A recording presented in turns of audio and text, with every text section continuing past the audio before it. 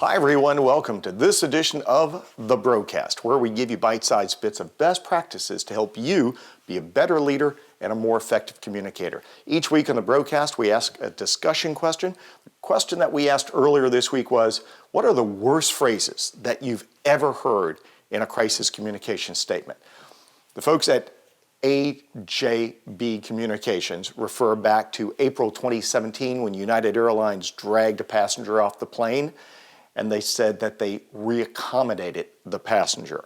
And Gina also says the worst word she ever heard was reaccommodated the passenger.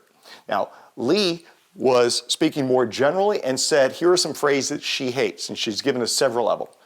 We don't know, we never knew, we didn't plan for it, we never planned for it, it wasn't our responsibility. All of those are statements of denial, and obviously she's inferring that you kind of need to own the parts that you own and plan for contingencies.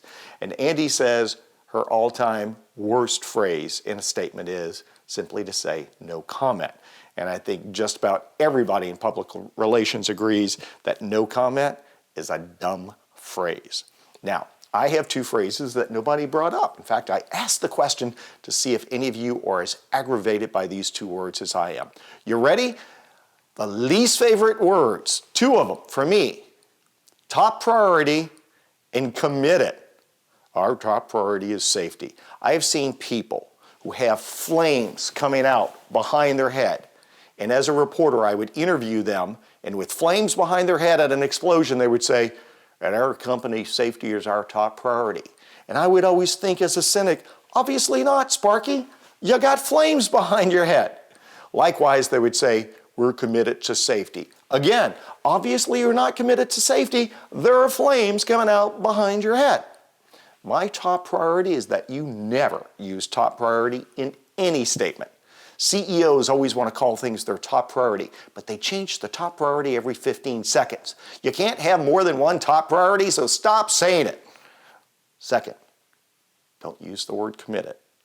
I'll give you an alternative to both of those words. You ready? My alternative word is goal. So if there are fires and flames coming out behind you, you can say at XYZ company, our goal is to operate a safe workplace for our employees, our visitors, and our community. However, there are times when things go wrong, and sadly, this is one of those times. This is what we can confirm. Take that language, plagiarize it. That is one of my preambles that I use in my crisis communications plans. It says goal, which is a forward-looking, uplifting word, but that you don't get locked into.